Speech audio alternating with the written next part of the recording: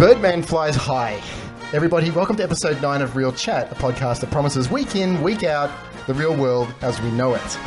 And welcome also to our first special. We're attempting a departure from our regular format to discuss this week's 87th Academy Awards direct from the Dolby Theatre in Hollywood, Los Angeles. And to mark this monumental date on any film buff's annual calendar, we have an expanded team for you today. So normally, as you know, we have 4. We've got 5 today, and so I'm your host, Adam Stolfo. Joined here today, as usual, by co-host Brose Avard. Brose, how are you? I am doing very well, and this is going to be some fun times. Absolutely. Hopefully the jokes during this podcast won't be as badly written or forced as they were during the Oscars. Ooh. Negativity has begun. Negativity started already. Joined over here on my left by Andrew McCaskill. Andrew, welcome. Good evening. Good evening. It's been a very exciting time in the last 24 hours. I really have forgotten everything that happened in the Oscars recently. Must have been a good night. Neil Patrick Harris is trying to forget. So to my right over here, Mr. Stuart Wilson. Stuart, how you doing? I'm very good. I must say I'm very impressed with everyone's tuxedos tonight. We all look quite spiffy. Well done, well done. There was effort required tonight. There was a dress code, that's right. And also over here to my left, good friend Michael Hadjion. Michael, how are you? Good, thanks. Now, Stu was actually lying. Just in tribute to Birdman, we're all actually sitting here in our tidy-whities. And just what the audience can't see as well is that me and Andrew are actually sharing a mic, so it's a bit close for comfort, I'm afraid. this is one of the most beautiful things I've ever seen. Two men do together. Yeah, What a shame Valentine's Day was only a couple of weeks ago. Yeah. It's a real pity. It's picturesque right here for us on it's this amazing. side. So. It looks like the sequel to the film I can't remember the name of. Brokeback Mountain. Let me try that again. It looks like this. Let's just talk about films. Let's talk about movies. That's what we're here to talk about. Okay, so just a little quick novelty thing right off the bat, guys. Okay, so I asked the 4 of you this week about your top 3 movies, or movies that would be, you'd hold in really, really high regard. So we've got I've got a few placings for you in regards to the movies that you guys gave me. So in equal last place, we have Andrew McCaskill and Stuart Wilson with their movies, their movie choices. Andrew McCaskill chose 7, Blade Runner and A Thin Red Line for a total of 0 Oscars. Stuart Wilson chose Labyrinth, The Princess Bride, and Princess and the Warrior for a total of 0 Oscars. Thank you. In third position, Michael Hadjion, 1 Oscar for Rosemary's Baby. Ooh. Woo! And I believe that's Best Supporting Actress. That's correct, yeah. And Predator and Shawshank Redemption, no Oscars. Big 0. That's right. In second position is myself with 3 Oscars, 1 for Back to the Future and 2 for Aliens, nothing for Terminator. And the winner, Mr. Brose Avard over There you here. go. All quality in this corner. Listen to this quality. Ghostbusters, 0. Stripes, 0. Annie Hall, 4. That's because it's a great film. It's a great film. What are you groaning about there? No, that's fine. Do you guys watch the Oscars like every year? I mean, Michael and I were speaking about it when we watched it last night. We reckon we've been watching it together for like over 12 years. Well, this is more romantic than the microphone sharing. I know. It's a beautiful thing. Oh, it is a beautiful thing. It's amazing. It's a bit of a thing, and I suppose before that I used to watch it with my dad every year, and then as Adam said, the last 10 years we've watched it together, so it's since quite Adam brutally murdered your father and replaced him in every way. My father's still around. But what did you guys think of the Oscars this year? I'm going to start by saying, and partly because I may well end up being the most negative of all of us here, but maybe not. Today. Let me say though, hosting the Oscars is probably the hardest television job in the history of television. Those that have done it well make it look effortless and make it look amazing. And also, there are certain hosts that have got rubbished when they hosted, but when you look back at their work, they actually equated themselves quite well and actually did a good job. Hugh Jackman is the one that comes to mind. At the time, he was rubbish for his work, but I've since rewatched some of his hosting segments, not the whole You thing. rewatched the Oscars? I rewatched his hosting segments because they're on YouTube, and he did a bloody good job. And it's a pity he was rubbish so much at the time. Now, Neil Patrick Harris, who hosted this year, he has hosted the Tonys twice, which I watched, and did an amazing job. And not so great at the Oscars, but the opening, which obviously he performed, is one of the greatest openings probably since Billy Crystal has hosted. So, ups and downs. I personally think that James Franco makes everyone look really good. Definitely the worst ever. I think that's why they put those two in there, isn't it? Just to Yeah, that's right. You think it's easy? Well, Bruce, what do you think of Neil Patrick Harris? How do you think he did? I think one of the biggest problems he had going into it is that he's not a comedian, or he's a comedic actor. He's not a stand-up comedian or a TV comedian. He doesn't deliver jokes for a living in terms of set-up punchline jokes. I think the joke writing wasn't as good as perhaps it could have been, and then he didn't deliver the jokes. This is kind of the first half hour he did okay, but later on, some of the stuff in the audience got a bit tired, and some of the stuff on stage. But the jokes weren't written to his strengths, and so they fell flat and came across really bad. Plus, he's a TV guy in a film world, and there's still negativity. I thought the first 10 minutes were written to his strengths. Absolutely, they were. And one of the things he did at the Tonys, which he didn't do at the Oscars, was he finished the Tonys with a rap that had been written during the show and summarised the show. Now, they did the bit with the predictions in the box, which replaced that, and it fell flat.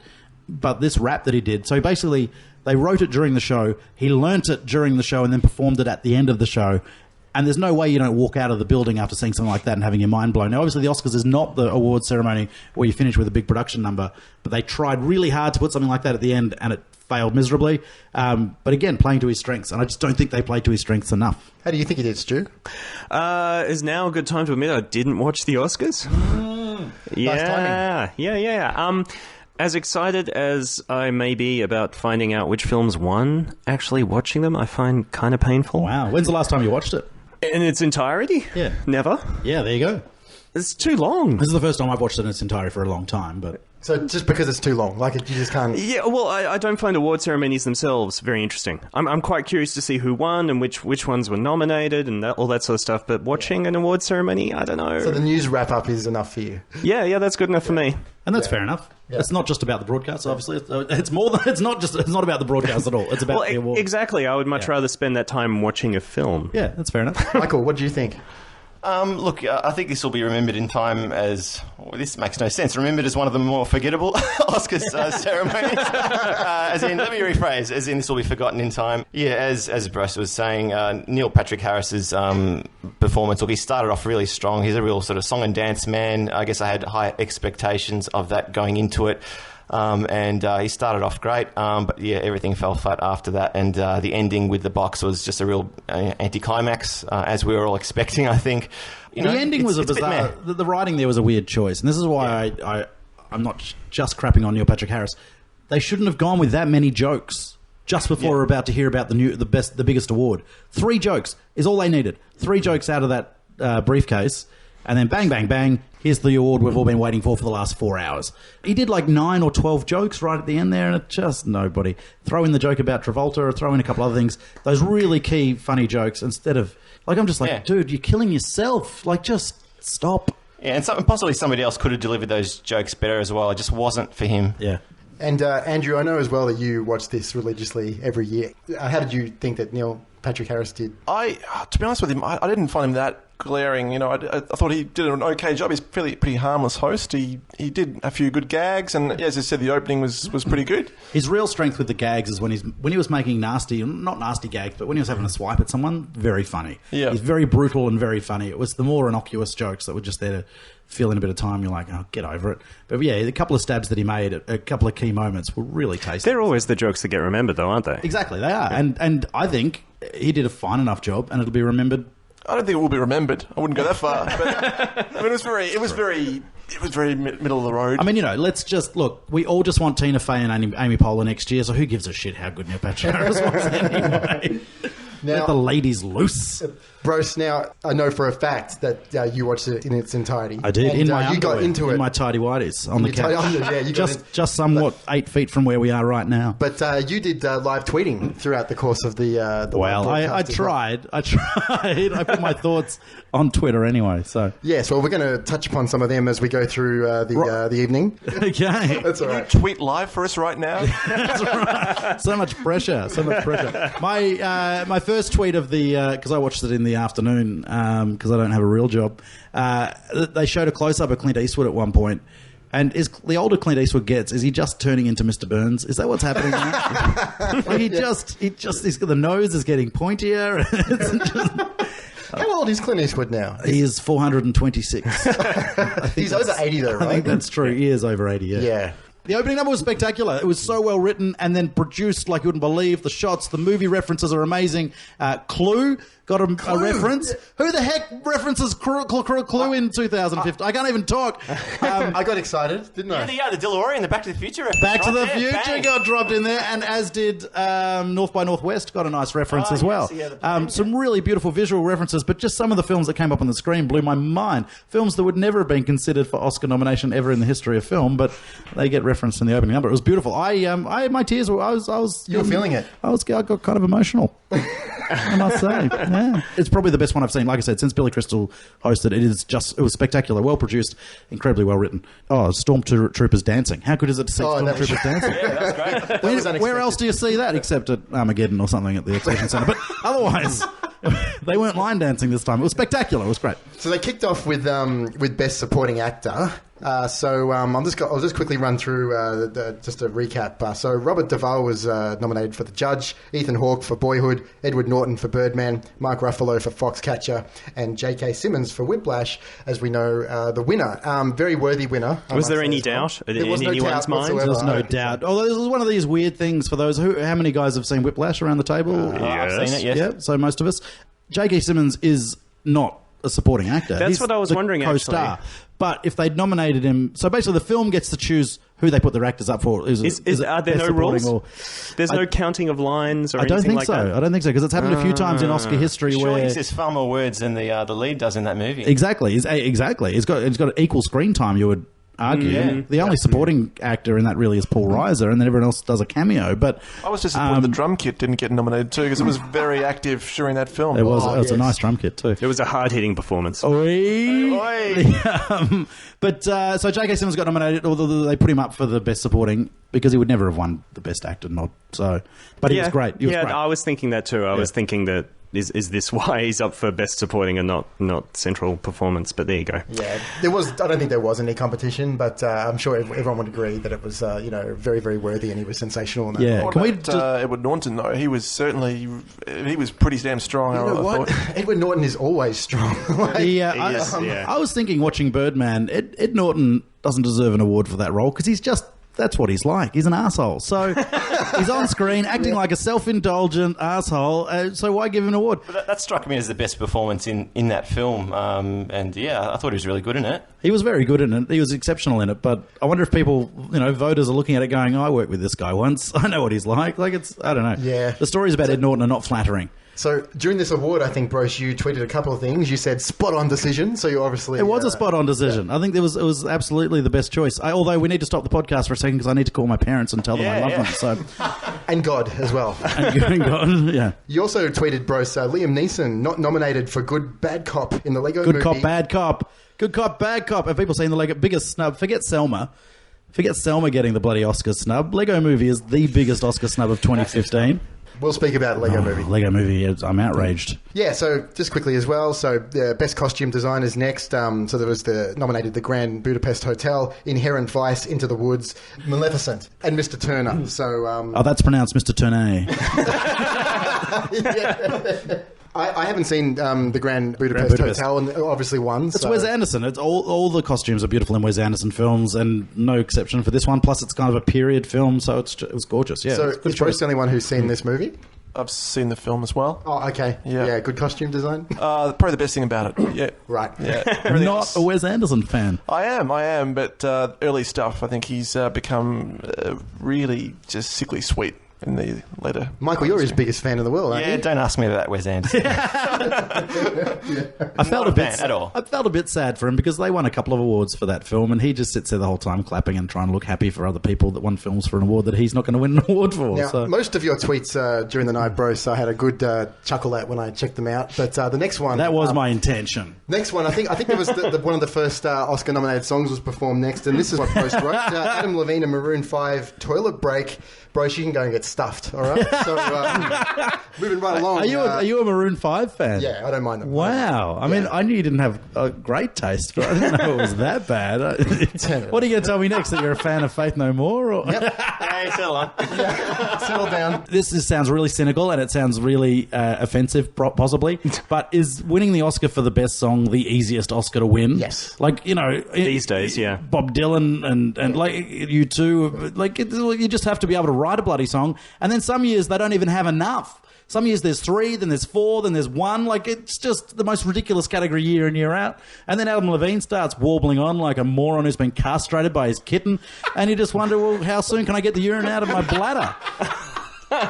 That's nominated. The other tweet that I said later on when they started singing some other god-awful piece of crap film song was, why don't they just sing Let It Go and we can just move on? That's right. I did see you write that. Like, it just...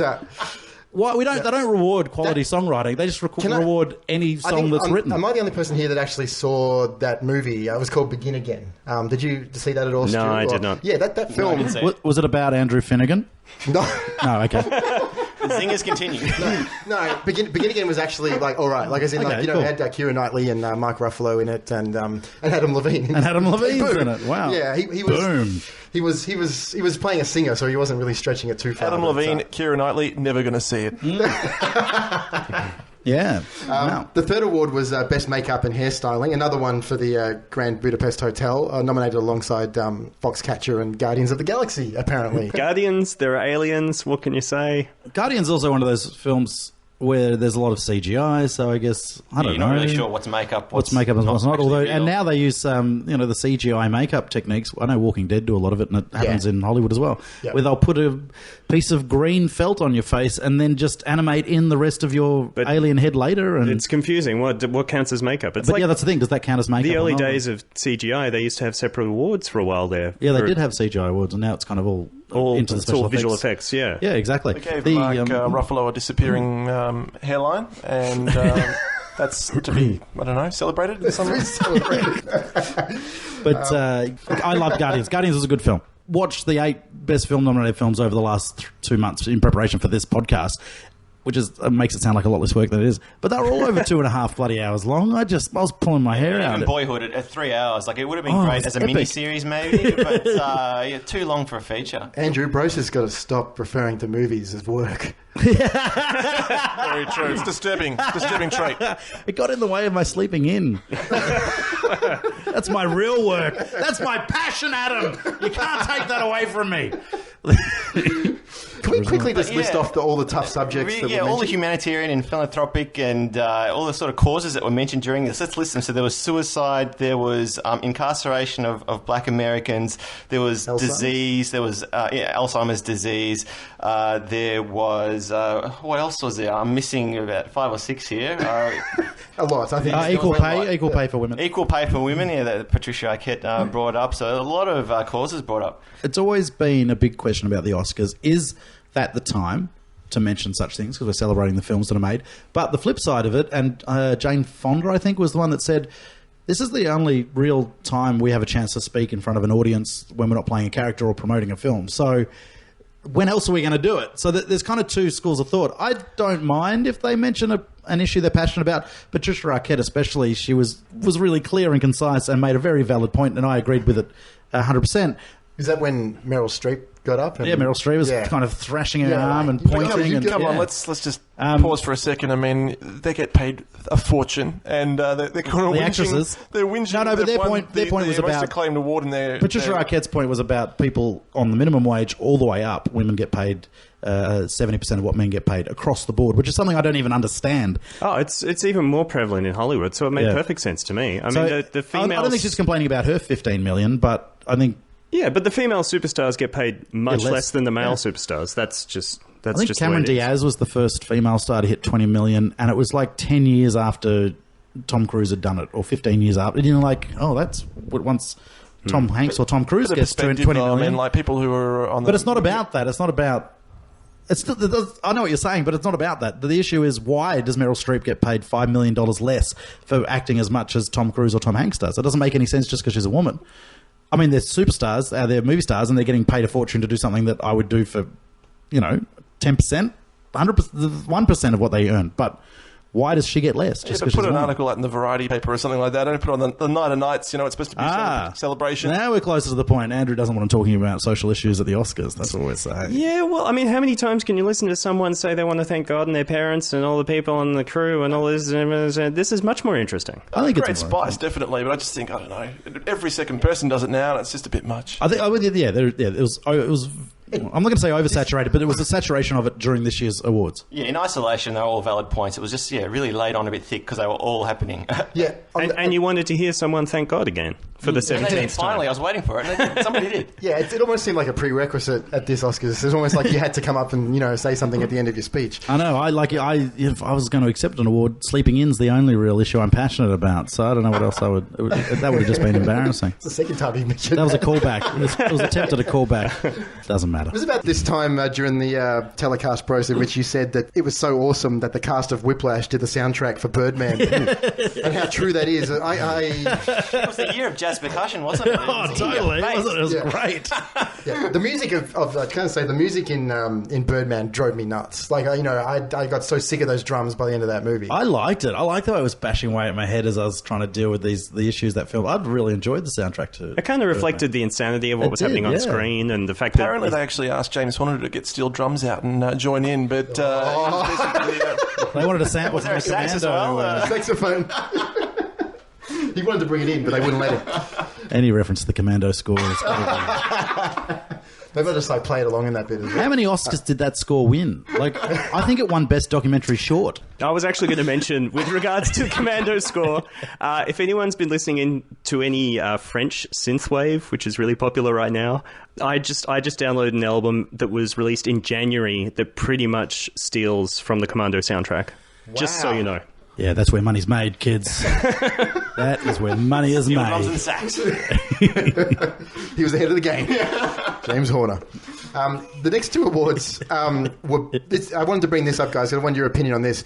There's Best Sound Mixing and also Best Sound Editing. Now, there's 4 films in both of those categories which are exactly the same. Yep. And Right. to the layman, you're not going to be able to tell the difference, are you, really?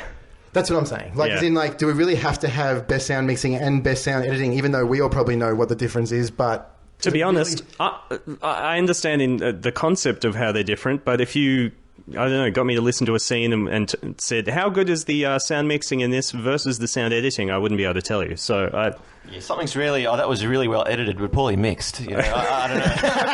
I'm not sure I could draw that line. it is. imagine the old farts that are actually voting for these awards, and they wouldn't even be able to hear the thing. Well, one of the Hollywood Reporter did, on the lead up to the Oscars, they interviewed 3 or 4 Academy members who were voters, obviously, anonymously, and then got their opinions on each category and so on and so forth. And I read 2 of them, and one of them just said, the sound categories I wouldn't know, so I'm not going to vote. But one of them was like, this category, it's technical and I don't really know anything about it, but I really like film X, so I'm going to vote for it in this category so it gets one. Yeah. And you're not supposed to vote for categories you're not an expert in, but obviously Academy members do vote for... Sometimes you feel that technical awards... I'm not saying these people don't deserve it because all of them are amazing and technically, obviously, the leaders of their field.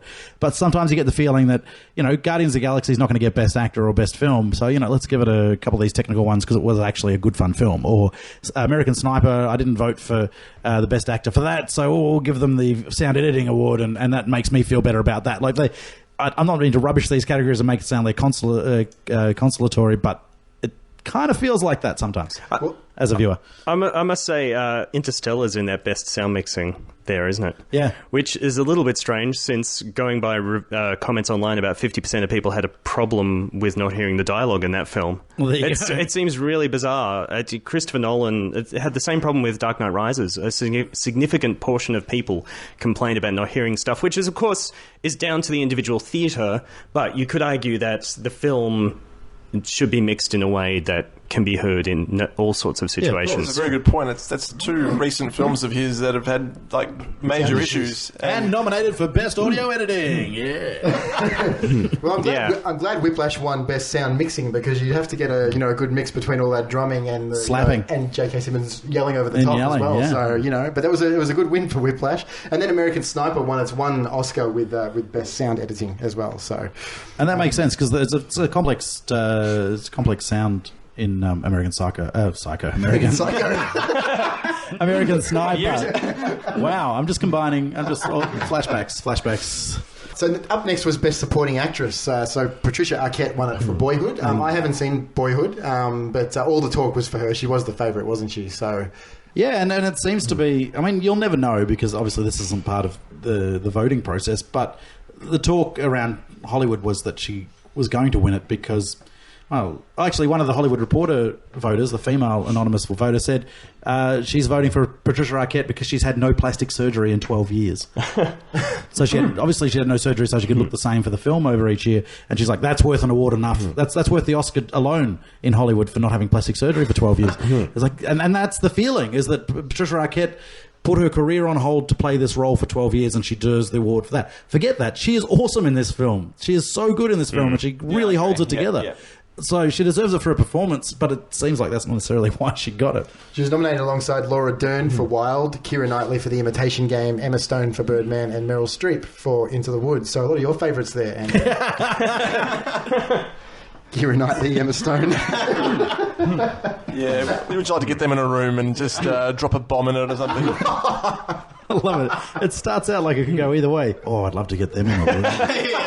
Lock the door and let them starve to death. Which wouldn't take... Patricia Arquette, it's quite surreal when you see her as a middle-aged, mother in Boyhood, because you're just going to remind yourself that was Alabama in True Romance. Yeah, exactly. And it's just like, wow, I'm old now. You're really...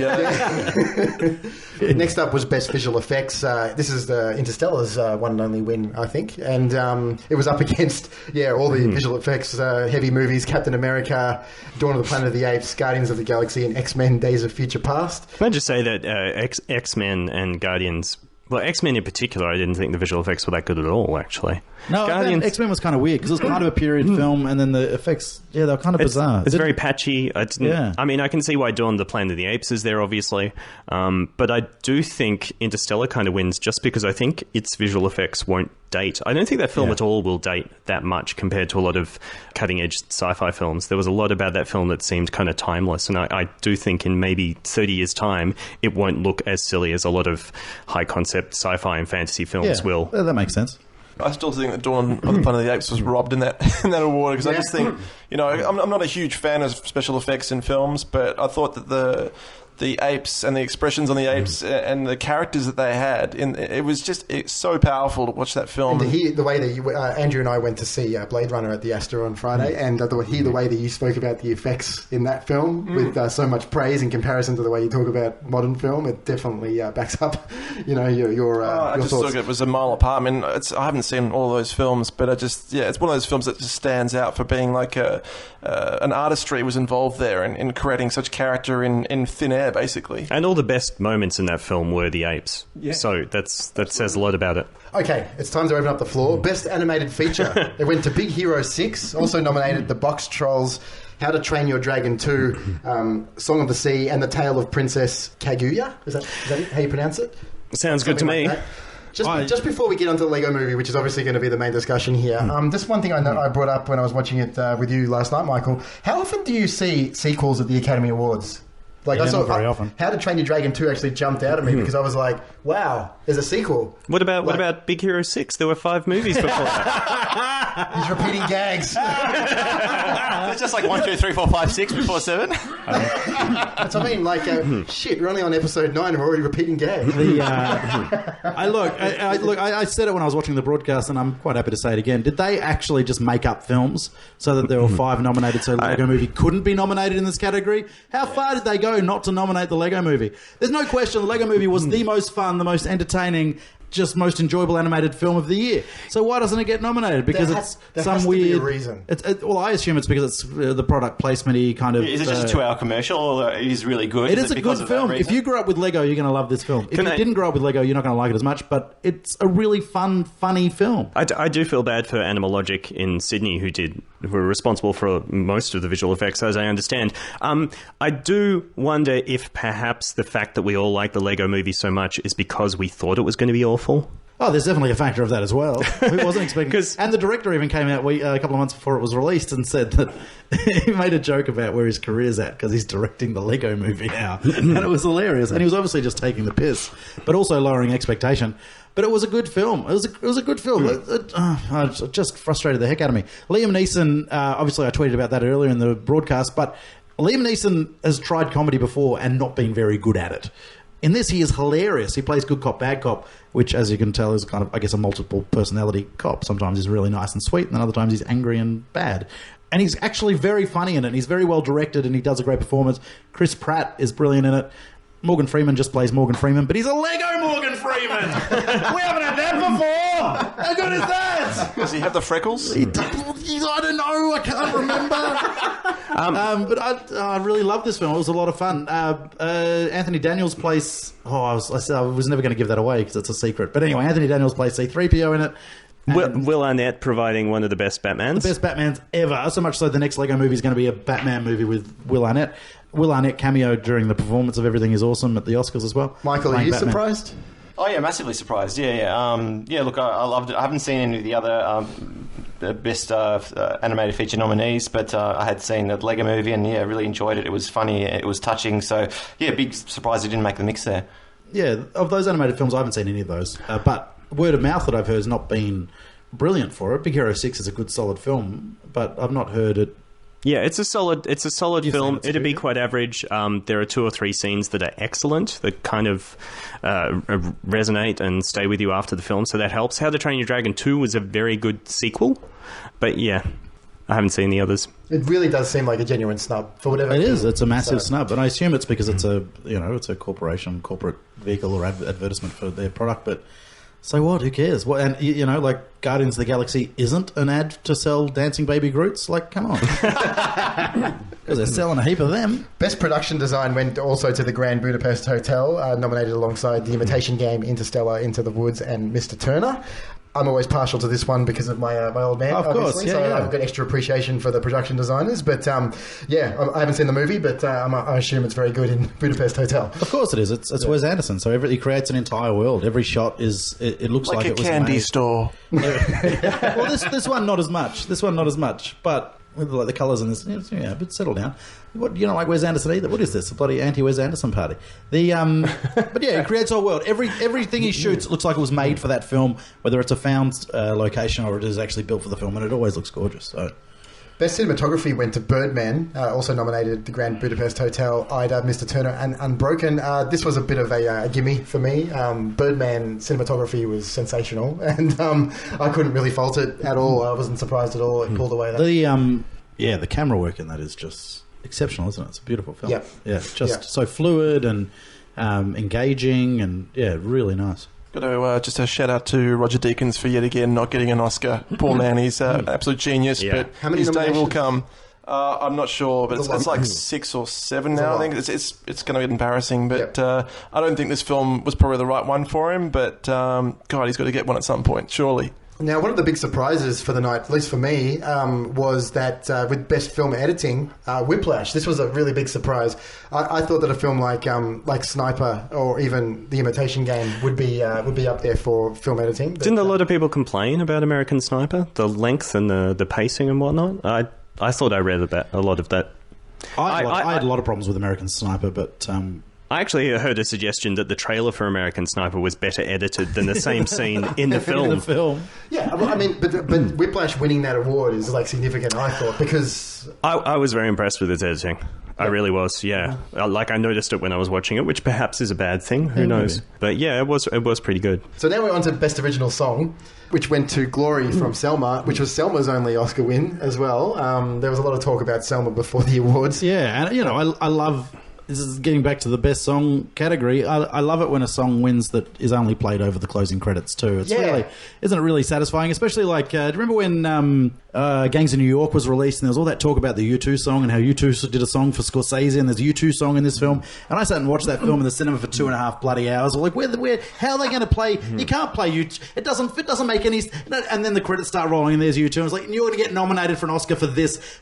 ditty that you're playing over the bloody credits. Like, I could fart over the credits and get an Oscar nomination as long as I called it a song. And then, yeah, Gloria's kind of the same. It was Look, the live performance, the Common and John Legend were amazing. And again, it's really good. my eyes welled up a little bit during this. An amazing performance, a really, really amazing song as well, and probably deserved the win. But a hip-hop song during the civil rights movement probably... It got played over the credits, of course. You know, there's only place for it, wasn't it? Exactly. Like, what are you going to do with it? I'm going to make mention of one of the nominations here, because this is where the Lego Movie got its one nomination, I think, for Best Original Song. Everything is Awesome. That Lonely Island appearance was unexpected. I think I'd read that a while ago that they were going to perform it, because when they announced it, I'm like, oh, that sounds familiar.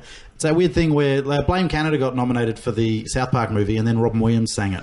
Yeah. So this gets nominated for Lego Movie gets nominated, and they get Lonely Planet, and is it Tegan and Sarah? Lonely Island. Lonely Island. That's a popular travel book. Not that we're doing any plugs on this show.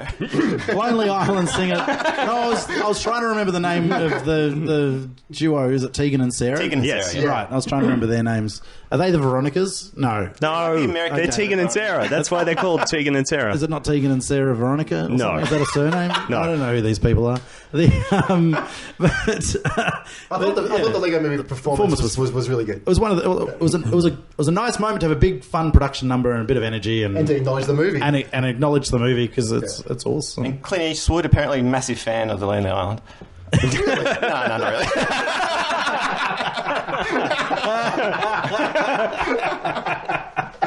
He thinks they're Andrew, what did you think of the Best Original Score? Or the 5 scores that were nominated? Again, it kind of reflects the year, really. It was a bit bland. They're a little bit kind of disappear. I mean, they disappear into the film, and there was nothing that really stood out for me. Disappear into the film. The Interstellar soundtrack did not disappear into the film. It was overwhelming. I haven't seen that film, but I've heard everyone has said that blast your eardrums to pieces. It's like Philip Glass is sitting on your face for most of the film. Wow, that sounds kind of... Philip Glass's career's gone astray. any way to sell tickets these days, isn't it? Hans Zimmer does get a nomination every year, it seems, but Yeah. he hasn't won an Oscar, has he? Oh, has he? Oh, I gotta check that. Ooh. He's all smiles, though, so maybe he has. Was it Lion King? Did he win an Oscar for Lion King? But even though when he lost, he was like all jolly. And... It's got to be said, every time he releases a new score, then there are a dozen movies that come after it that then copy it. So there has to be something working there. It's a good thing that the winner for the Grand Budapest Hotel, Alexandra Desplat, is that?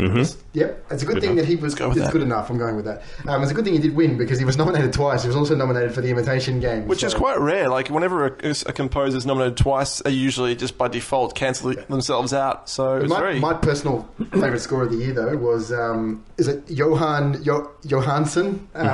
Theory of Everything. I actually thought that score was sensational. Personally, I was quite disappointed that it didn't win, but I hadn't seen Grand Budapest. I was Hotel. disappointed with the film because I was led to believe it was a new Revenge of the Nerds movie, but it was. I'm afraid nothing of the sort. But, That's so insensitive. Jeez. Would have been how hard would it be to get the wheelchair onto the jumping castle at the end though, like that? That'd be tough. Nerds! Best Original Screenplay. This was the one where I was actually like, nah, I don't agree with this at all. Birdman won over Boyhood, Foxcatcher, The Grand Budapest Hotel, and Nightcrawler with its only nomination as well.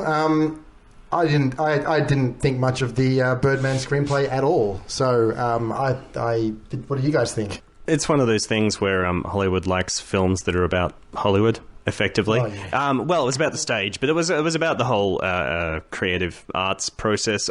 It's the same. I mean, Hugo won a few years ago, and I thought that film was rubbish. But because it was about Georges Méliès, it's like, well, it has to win for some reason.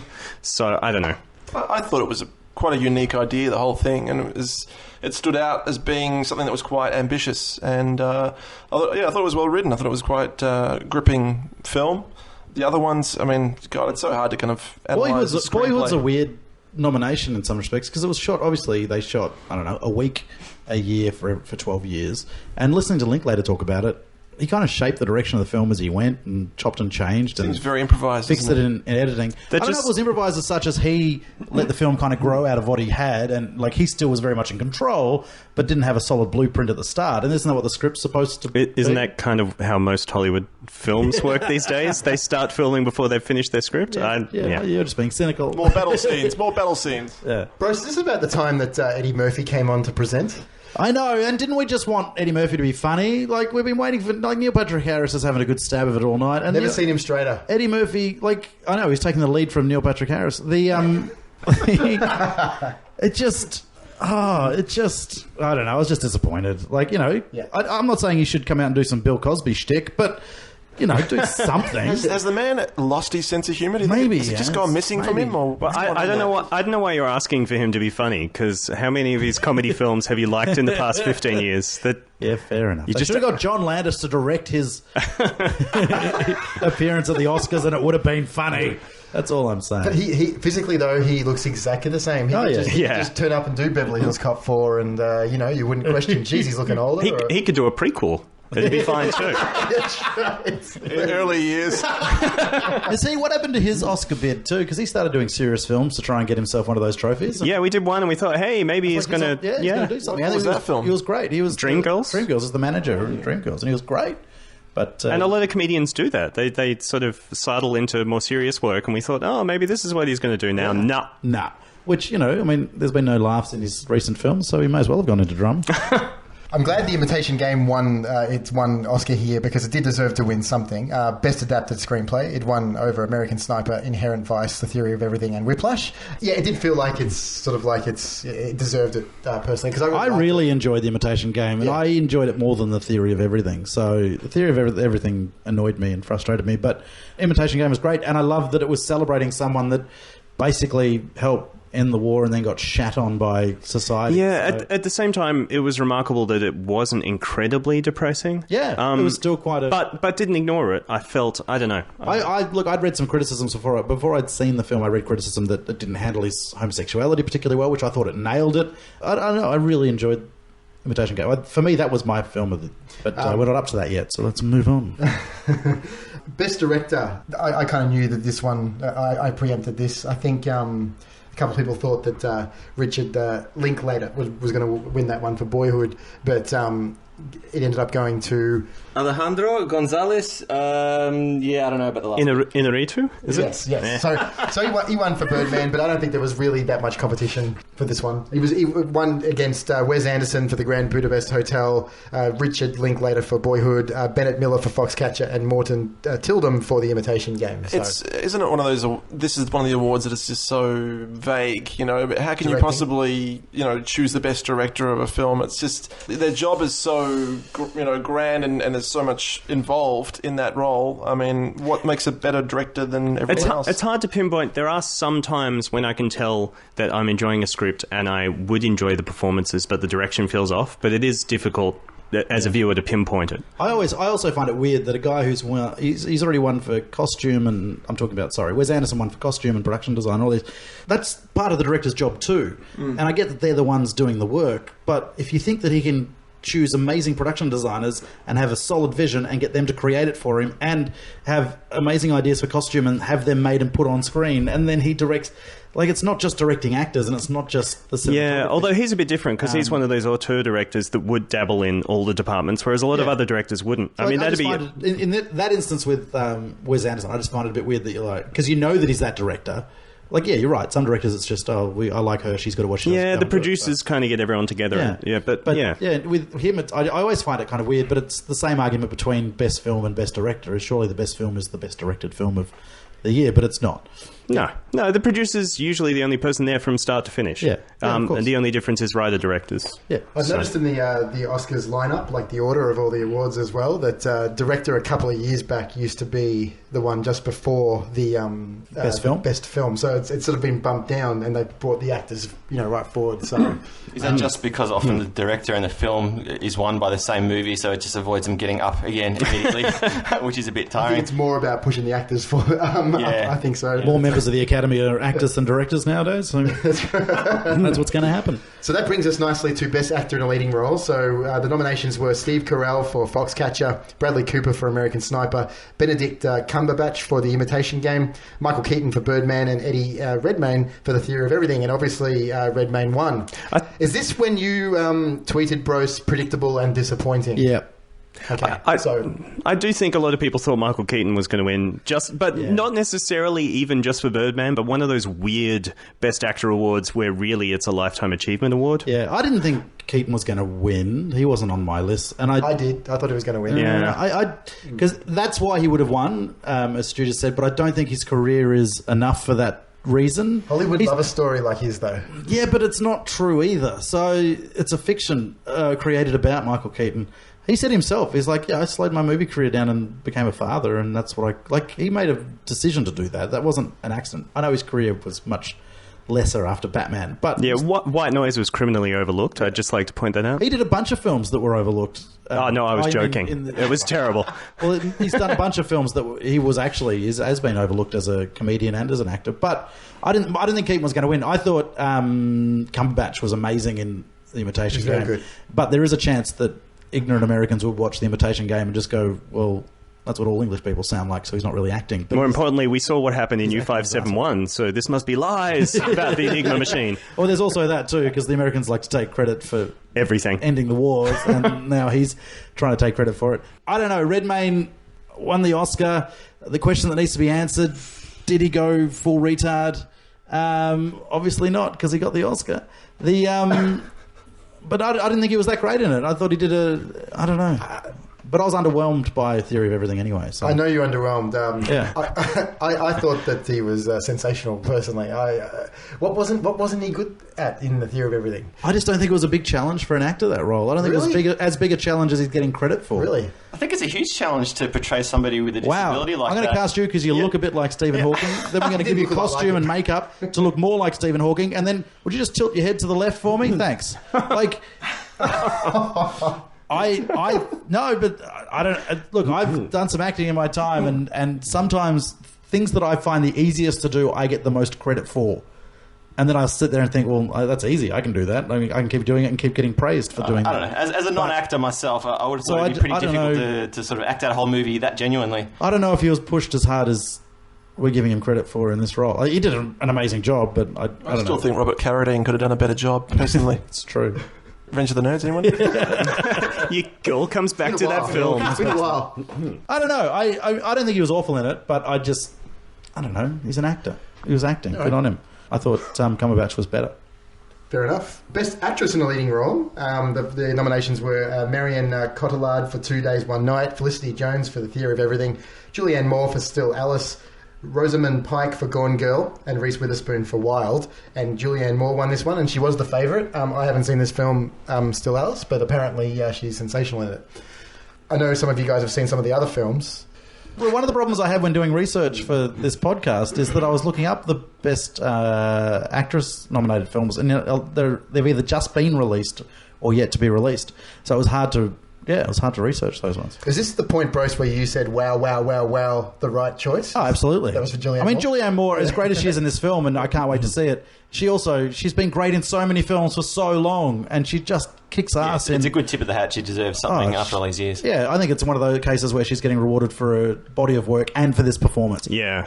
Because she is amazing. I did find it a bit strange. I mean... Rosamund Pike for Gone Girl. I know a lot of people rave about that, but I mean, it didn't really stand out for me. In Gone Girl, there were two other probably supporting actresses that stood out, and that was Carrie Coon and Kim Dickens, who played the sister and police detective, respectively, and I thought they were fantastic. I don't know, Rosamund Pike, she played crazy. I mean... It's you know. Yeah, I thought it was a bit overrated. It was strong, but it wasn't a great performance. Yeah, I've been more impressed with her in different films. But anyway. Which brings us to Best Picture. So the nominations were American Sniper, Birdman, Boyhood, The Grand Budapest Hotel, The Imitation Game, Selma, The Theory of Everything, and Whiplash. And Birdman obviously won. Now, if anything was going to bring down the entire awards for me, it was the fact that this is Best Picture. I saw 5 of these 8 movies. I liked 4 of them a lot. I thought they were all excellent. Birdman was not one of them. So I came away very deflated, didn't I, Michael, at the end? Yeah, and I have to mirror those feelings. I'd seen 5 of them. I'd seen American Sniper, Birdman, Boyhood, The Theory of Everything, and Whiplash. Out of those 5, I came out with Whiplash as my favourite, quite underwhelmed with Birdman. It had so many good things about it. The obviously the cinematography and a couple of the performances in it were amazing, but overall it was a very boring film as far as I'm concerned. And I'm going to echo that just quickly. I was very disappointed in Birdman. I could hardly fault it for its technical achievement. Even directing, I thought that it deserved the Oscar for and everything, but it was good in everything except the film. Do you think that was my issue with Birdman? I did not like the film. Did some of that have to do with the fact that you didn't feel for any of the characters? You weren't rooting for anyone? I actually hated everybody in this film. But, you see, that was my problem. I mean, I was very impressed with the film. I was like, wow, that was really good. But at the end of the film, I didn't really care what was going to happen because I just didn't care about anyone. What do you think, Andrew? I think just this year, really you look at those films and there's nothing truly magnificent there, is there? There's nothing that just goes, wow, that was incredible. They're all solid films, but they're all kind of samey in their kind of, I don't know, intentions of kind of poignancy and kind of, there's a lot of biopics in there as well. A lot of very similar kind of toned films.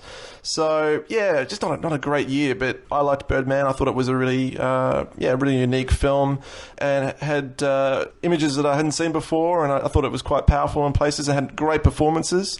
I just thought it was the more interesting of the bunch. So I was kind of happy with the result. What do you think, Brose? I liked Birdman. I really enjoyed it. The ending, I spoke to Stu about this the other day. Literally the last probably minute and a half drove me crazy because I liked the suspension of disbelief throughout the film, and I liked the question of whether this is his internal monologue or whether it's actually happening or whether it's a delusion. And at the end, it just confused me and upset me.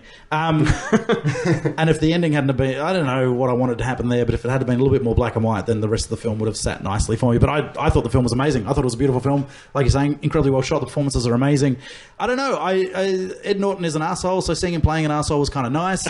And seeing Michael Keaton just but it wasn't alarming to me, is my point. I wasn't offended by it. I wasn't watching it going, it's not believable. I'm just like, oh, that's okay, that's nice. He can do that. Seriously. And then I thought Emma Stone was terrific. I really enjoyed this film. And after Birdman, there is a sameness about the Oscars, the top 8 films this year. I saw all 8 films, and I deserve a bloody prize. You're the real winner, Rose. I am the real winner. But there was a sameness to all the films that were nominated except for Birdman. There were a lot of stories, based on true stories or biopic. I don't know. There's a blandness to that. Isn't that the Oscars every year, though? Well, I know, but if we're going to nominate 8 films, then why not nominate a Guardians of the Galaxy or a big popcorn film? Because it's not going to win anyway. So why not nominate it and give it the respect? No one goes to work when they're working on a film. Well, majority of people that go to work on the film, they don't work any harder or any less hard or harder, whatever, if it's an art film or a big budget blockbuster film. If I'm working on Guardians of the Galaxy and I'm the production designer, I'm going to bust my ass as much as I would on Birdman. So why shouldn't those films be considered in all the categories equally? Because everyone's doing the equal work. You don't go and work on Winter Soldier and think, oh, this will be a bludge and I'll just get through the work and only do 6-hour days. You go and do your 14-hour days. You bust your ass. You have creative ideas when you're having brunch on a Saturday and you scribble them down and you go into work that afternoon to sort them out. And it's a creative process, and if you're engaged, then you're engaged, and that deserves to be recognised. And if you create a popcorn film, you haven't had it any easier than someone that created a wank fest. Like Birdman. Well, fill in the gaps. Fill in the gaps. I like Birdman. But, any of those films could be called a wankfest by different viewers. But acknowledge the effort they put in. The director's working just as hard. Just because he doesn't have a weird, nonsensical, surrealistic ending doesn't mean his film's not any good. Wow. So why not? I wasn't being specific to Birdman there. I liked Birdman, and I'm glad it won. But and you break away from the monotony of, I don't know. So just quickly... Boyhood, by the way, was the other film that I really loved this year out of the 8. Boyhood, I thought, was a beautiful film, really well shot, amazing technical and directing effort, and I was engaged for the full 3 hours. I was sucked into that film, so I loved it. So just quickly, all 8 movies got at least one Oscar. It was actually quite spread out quite nicely here. Birdman and Grand Budapest Hotel got the most with 4. Whiplash was the sleeper with 3. And then there was one each to American Sniper, Boyhood, The Imitation Game, and Selma and The Theory of Everything. So I'm just going to go around the table here, guys, and just let me know what you thought was the best picture of the year. Doesn't necessarily have to be from this list either. So I'll start over here with Mr. Michael Hadjion to my left over here. Michael, what was your favourite film of the last 12 months? Look, I'll give a couple, one on the list and one off the list. So on the list was Whiplash. I really enjoyed that movie. It's one of those movies that I watched it and went sort of, oh, that was pretty good. And then the more I thought about it, it sort of matured like a fine wine. It sort of as I mulled over it a bit more, it really sort of really grew on me. So it's look, I quite enjoyed it. It really sort of resounded with me. Another movie that I really enjoyed and also saw quite recently as well was Nightcrawler. Jake Gyllenhaal's performance in that was amazing. He's just such a creep in that movie. He just really nails that performance, and really enjoyed that one as well. Andrew. I think the standout for me was a film called Lock, which is with Tom Hardy, in a car basically for the entire film. Just him talking to various people on his mobile phone. Incredibly simple idea, and I don't normally like those kinds of films. I just get bored, but it's a great performance, and I can't believe he wasn't nominated for anything this year. It was absolutely incredible, beautifully shot as well, and just very moving and amazing considering it's all done in a car. And another one was The Enemy, which was a great film with Jake Gyllenhaal. That it's a really interesting film which got very little mention anywhere. It's it went straight to DVD here, which is amazing, I thought, and it's such a cinematic film. Highly worth checking out if anyone hasn't seen it. Cool. Stu?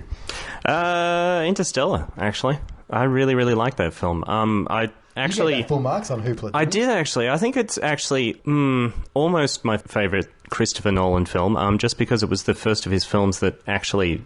he managed to emote in it. His films can be kind of cold and clinical, but I really enjoyed that. And I should mention the best Australian film of last year, I thought, was Tracks with Mia Wasikowska. Oh, cool. That was a really good film too. I recommend it. Cool. Brose? I'm not good at lists, and I don't like picking number one, so I really enjoyed Guardians of the Galaxy. I really enjoyed the Lego Movie. I really enjoyed Whiplash and Birdman. Boyhood... it's copying a lot of flack for being too long and for being... it's interesting because I don't know how female viewers found it, but I really enjoyed especially the younger stuff when the boys just... it was just nice to see young boys being young boys on film rather than kind of being having too much language to talk about and over communicating. And there's this beautiful moment where they're moving house and the boy is in the car and they're driving off and his best mate kind of trundles up on his BMX and waves through the grass. And it's just one of those, I don't know, if as a kid you jump on your BMX and chase a car down as they left or whatever you're doing. It was just a nice, true moment. There are a lot of real moments in that film which I liked.